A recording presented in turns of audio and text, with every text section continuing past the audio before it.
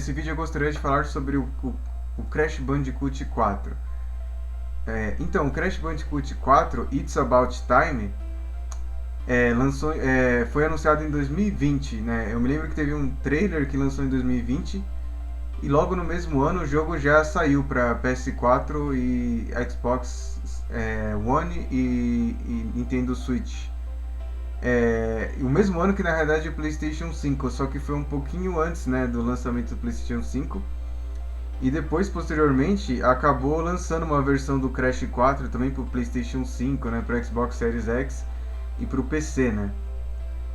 E eu tava muito animado na época porque o Crash 4 ele era tipo o primeiro jogo assim, tipo o primeiro jogo totalmente novo do zero há muito tempo, né? Porque em 2017 havia lançado um remake da trilogia original, né?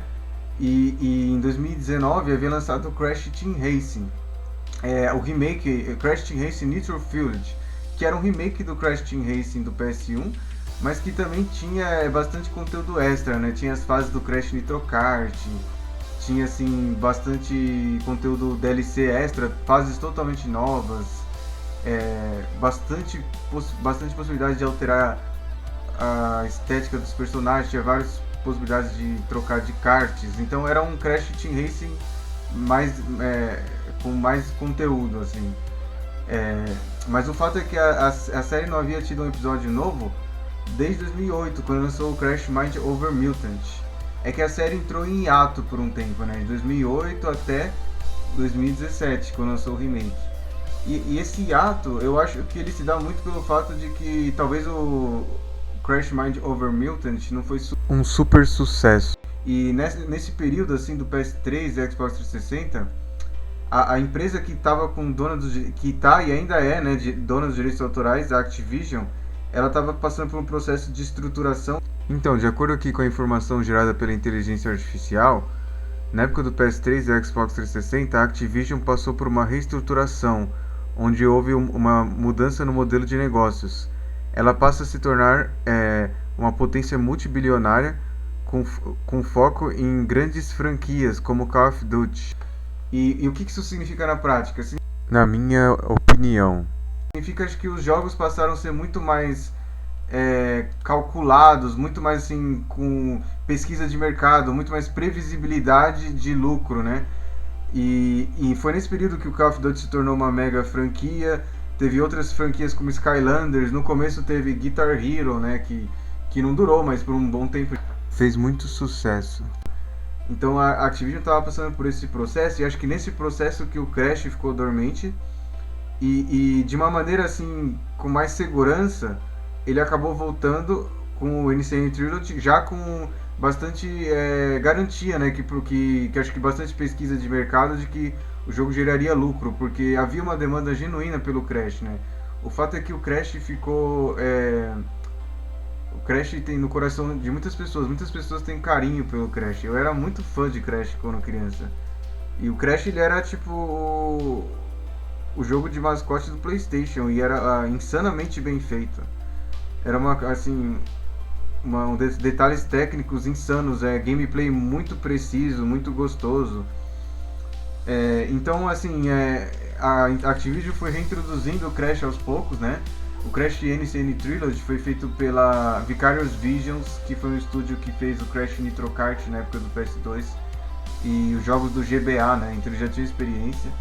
Depois o Crash Team Racing Nitro Fueled, acho que é assim que fala, foi feito pela Binox, que havia feito os jogos do Homem-Aranha, né? Não os jogos do Homem-Aranha mais recentes, os jogos como Shattered Dimensions.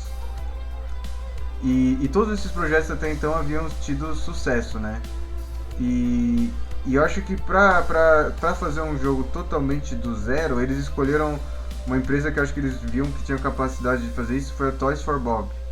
E o nome Crash Bandicoot 4 eu acho que é bem perspicaz, porque da mesma forma que o N.C.N. Trilogy N.C.N. Trilogy e o Crash Team Racing Remake capitalizaram na nostalgia, o Crash 4 ele também capitaliza na nostalgia. Por quê? Porque ele é uma continuação da trilogia consagrada feita pela Naughty Dog.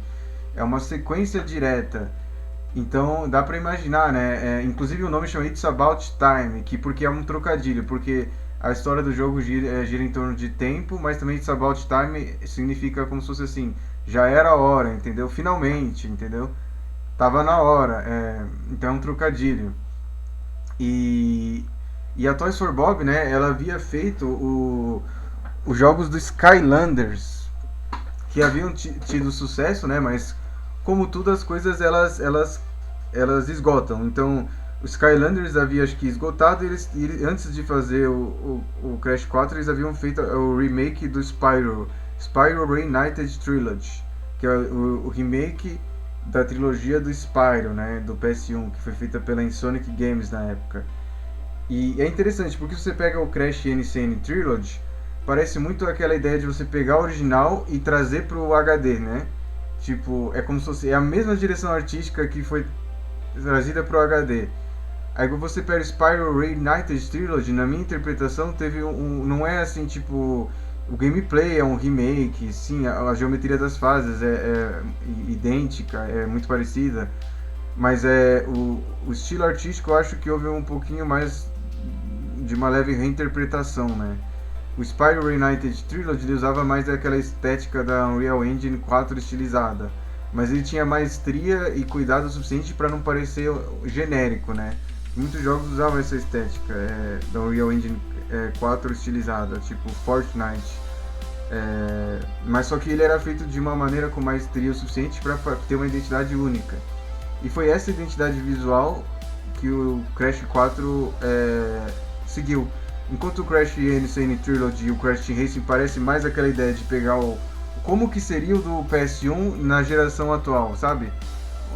Em HD. O Crash 4 ele tem um pouco de uma reinterpretação artística leve.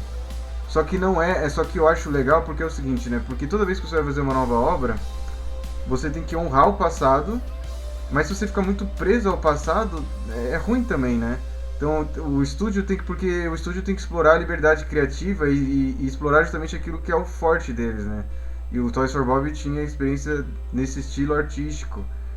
Então, o Crash 4 eu acho que ele encontra um bom equilíbrio, porque eu acho que ele vai na fonte. Porque se você pega os desenhos originais do Crash, você pega a arte original do Crash Bandicoot. O Crash Bandicoot ele tem uma vibe que lembra bastante desenhos como Pernalonga, Tasmania. Só que não é 100% isso, na minha opinião. É uma mistura disso com a estética descolada anos 90. Então, pra mim, né, porque, por exemplo, quando o Crash morria no PS1, e todos os jogos, né, tem uma animação que parece um desenho animado. Porém, o Crash, ele também tem um aspecto descolado. Você vê na capa dos jogos, ele sempre tem uma cara de malvado, que lembra um pouco, por exemplo, o Sonic, né, que Sonic tinha... O fato é que no ocidente, os personagens descolados, eles faziam sucesso. E no Japão, era um pouco diferente. Por exemplo, quando, por exemplo, o Sonic... desculpa, quando o Crash foi introduzido para o Japão, ele foi traduzido para as sensibilidades do Japão e o Crash no Japão ele tem uma cara mais feliz, mais inocente, né?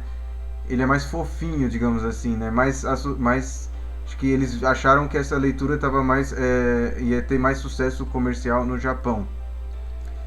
E então assim, mas a estética do personagem, a atitude do personagem é muito importante para o sucesso, particularmente nos anos 90, quando a caixinha do jogo era tão importante para o sucesso. Então, o jogador pegava assim a caixinha do Crash de PS1 e tinha aquela cara dele com cara meio que de malvado, cara assim meio que de rebelde assim, e era muito importante para o sucesso do Crash. Inclusive, depois da Naughty Dog, elas fizeram Jack and Dexter, e o Jack and Dexter tinha uma vibe um pouco mais Nintendo, mais bobinho, mais inocente, né? Não bobinho. E o Jack, depois eles meio que corrigiram o curso, entre aspas, e o Jack 2 ele é mais descolado, e o Jack 3, né, mais descolado. Então, o Crash era um personagem que tinha um jogo que era muito bom, mas ele tinha um sucesso em termos também de concepção do personagem, né? E o Crash 4 eu acho que o Crash 4 decidiu beber nessa fonte e fazer e também a Toys for Bob decidiu fazer mais do jeito dela. Eu acho que o Crash 4 ele fica com um pouco mais dessa vibe mais bobinha. Ele não é tão edgy, né? Ele não é tão assim anos 90 descolado. Ele é descolado, mas talvez não tanto. Ele é mais parece que bebe mais dessa fonte original, né? Então é muito legal, né? Em termos assim de história, o Crash é muito simples, né? Esse jogo ele gira muito em torno que tem várias dimensões e parece que o Cortex e o N-Tropy querem dominar todos os reinos diferentes de várias dimensões. Eles descobrem uma maneira de quebrar as várias dimensões e tem a ver com o tempo também, né? Mas a história do Crash sempre foi meio que um motivo pra você, tipo, passar nas fases e tudo, né? Parece que eles pensam assim, vamos fazer fases muito legais, aí eles criam uma história em volta disso. Mas o Crash, na realidade, eu acho que simbolicamente é muito bacana a dinâmica Cortex e Crash, né? Porque o Cortex é aquele vilão caricato clássico, ele é um cientista malvado, ele mora num castelo, né? E o Crash, ele é tipo inocente, ingênuo. E é engraçado porque o Cortex, né, nesse jogo, se você for ver nas fases que você enfrenta. As fases do Crash 4, as últimas fases se passam no castelo do Cortex. E se você reparar, tem uma referência assim que na parede tem uns quadros que mostram assim, os antepassados do Cortex, dando essa ideia de que o Cortex vem de uma família do mal, assim, entendeu? O Cortex ele representa tudo aquilo que está associado a controle, está associado a opressão, né? É o mal, assim, é um conhecimento instrumentalizado, né? Inclusive até o Crash to Insanity, que era do PS2, tira sarro com isso e mostra que o Cortex ele foi aprender na Academy of Evil, na Academia do Mal, onde tinha uma estética toda assim, tipo meio que de castelos, coisas assim. E para mim me lembrava muito o filme Meu Malvado Favorito, sabe? Que parece que tem esse mundo dos vilões ou coisa assim, né? Então essa dinâmica do personagem puro versus personagem assim com muito conhecimento, e engraçado porque até simbolicamente ele tem uma cabeçona, né? Então o Cortex ele é uma cabeçona enorme, ele tem muito conhecimento, mas voltado para querer dominar, né? Dominar o mundo. E que ele bate de frente com um personagem que ele é puro, bobinho, inocente, e o Crash ele tem uma ajuda de que meio que ajuda quem ajuda a guiar ele é como se fosse um espírito ancestral que habita numa máscara chamada Aku Aku. E o Cortex também depois, né, no Crash 3 aparece que o Cortex tem uma máscara também, um espírito do mal chamado Uka Uka, que habita numa máscara. Que inclusive ela não aparece no Crash 4, né, porque ela fica presa no passado. Se você acompanhar a história do Crash 3, você sabe o que acontece no final do jogo. E é muito assim, é legal, porque essa tropa se repete bastante, né? Por exemplo, o Bowser ele também tem um castelo, né? Ele mora num castelo dos Mario, né? E tem, por exemplo, num jogo plataforma que chama Croc, do PS1, que saiu em 1997, tinha o inimigo que ele chamava Barão Dante. E ele era um mago, né? E também a fase dele tinha um castelo e também mostrava essa coisa que tinha, assim, tipo, parece que vinha de uma família do mal, assim. E, e é legal essa dinâmica, né? Porque o Croc também ele era puro. Então é uma tropa que tem um simbolismo forte, né? E se repete, mas é, muitas vezes os jogos não precisam ter um drama muito sofisticado para funcionar, sabe? Mario funciona, Crash funciona, e não precisa, né, ter um drama muito sofisticado, né? E eu acho legal, assim, porque parece que o pessoal que fez a história do Crash Bandicoot 4 ele é muito bem intencionado, assim, é um jogo que é para ser divertido, né? Ter, assim, boas, good vibes, assim, é bom, tipo, é bem intencionado, né? E, e assim, sobre o gameplay, né? O gameplay do Crash, o Crash 4, na minha opinião, ele é muito preciso, porque eu acho que o Crash na época do PS2 não tinha nenhum jogo que tinha um nível de maestria e de gameplay assim que você pega e vai jogar e é muito gostoso de jogar, que nem os do PS1. O Crash 2 e Crash 3 particularmente, né, que o Crash 1 ele tinha um gameplay um pouquinho diferente. Ele era muito assim, você pega o jogo e não só o Crash ele tinha uma animação, porque ele era muito vivo, né? Uma animação que quando você ficava parado ele ficava meio que se mexendo. Depois é engraçado que depois teve aquela época lá que o pessoal ficou fingindo que era NPC no TikTok, lembra? Que o pessoal ficava se mexendo parado. O Crash foi um dos primeiros jogos que eu vi que tinha isso. Acho que eles colocaram essa animaçãozinha, porque pode até parecer meio tosco, sei lá, o personagem fica toda hora se mexendo, ninguém faz isso exatamente. Se você pega no PS1, parece que o personagem estava vivo, entendeu? Era muito vivo o personagem, parecia assim que era uma obra de arte, um trabalho assim de maestria artesanal insana. E então o Crash Bandicoot no PS1 não só ele era um personagem muito bem animado e muito gostoso de jogar, muito preciso os controles. E o Crash 4 é nesse nível, ele tem uma maestria, uma precisão de gameplay muito boa. Eu gostei muito, né? E no Crash 4, ele é diferente do Crash... Porque no Crash 3 eles decidiam variar mais colocando veículos, né? Fases de veículos e tudo mais. E no Crash 4 isso não tem. Porque eu acho que talvez pode ser que... Porque eu me lembro que o Crash 3 tinha algumas pessoas que criticavam porque falava assim, pô, as fases dos veículos não tem nada a ver com Crash Bandicoot. Não tem nada a ver. Então então no Crash 4 eu acho que eles decidiram seguir uma linha de colocar variação no gameplay sem fugir muito do platformer, né? E o fato é que ele tem várias maneiras que ele faz isso. Uma delas é que na história do jogo você adquire máscaras, e as máscaras vão te ajudar nessa luta contra o N-Tropy, né, e o Cortex. Elas protegem as linhas do tempo. Mas na prática essas máscaras elas adicionam variações no gameplay. Então, por exemplo, você está andando no level, aí no meio do level aparece uma máscara. Você pega ela, são máscaras além do Aku Aku, sabe? São máscaras que dão poderes pro Crash temporariamente. Crash e Coco, né? Porque você pode jogar com Crash e o Coco, e ambos têm o mesmo gameplay, né? Então eles são... tanto o jogo do Crash como o Coco, eles são iguais no jogo. E você pode pegar a máscara, né? Você jogando com o Coco ou o Crash. E aí tem uma máscara, por exemplo, que faz que você ative e ative plataformas. Por exemplo, você aperta um botão, aí ativa uma plataforma e outra some. Aí você aperta um outro botão, ativa outra plataforma, outra some. E exige uma... Então você tá assim, andando e tudo mais, exige uma maestria extra. É bem divertido. Aí depois você tem máscara que faz que você gire no ar, assim. Lembra um pouco o poder que você tinha no Crash 3, que você fica dando vários girinhos no ar, né? O Crash 4 não tem todos esses poderes. Ele tem um pulo duplo já por definição, desde o começo, mas ele não tem essa coisa de você ficar apertando quadradinho no ar várias vezes. Eu acho que eles quiseram tirar todos esses gameplays, que eu acho que eles pensaram que foge muito daquela pureza do plataforma, entendeu? Então tem uma máscara que você pega, que você fica voando no ar, é uma máscara roxa. Aí tem uma máscara que você consegue parar o tempo por algum segundo, por um tempinho, né? Acho que uns 2 segundos ou 1 segundo. Tem uma máscara que ele te permite você mudar a gravidade, é muito divertido, cara. Então é muito legal. Mas além disso, eles decidiram colocar novos personagens, que esses novos personagens eles têm um gameplay de platformer, porém eles têm a particularidade deles. Então tem o Cortex, dá pra você controlar o Cortex. O Cortex muitas vezes dá pra você jogar uma fase que é sobre... como se fosse... parecido com a fase do Crash e você olha por outra perspectiva. Todos esses personagens têm isso, né? Inclusive elas são desbloqueadas e elas são opcionais, né? Aí dá pra você... Então você controla o Cortex, que ele tem assim um dash que ele vai pra frente, pra trás. Ele tem uma arminha que congela os inimigos, transforma eles em geleia, que dá pra você pular. Transforma numa plataforma estática de pedra. É bem legal. E aí depois tem a Tauna, né?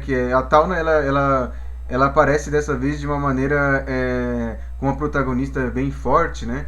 Ela tem um gancho que dá pra você ir, tipo, um gancho que você coloca assim, tipo, num lugar que sinaliza, assim, aperte aqui, aí você é puxado, né, pelo gancho. E também dá pra você fazer aquela movimentação que lembra o jogo do Uncharted, assim, que tipo, como se fosse o pêndulo, né?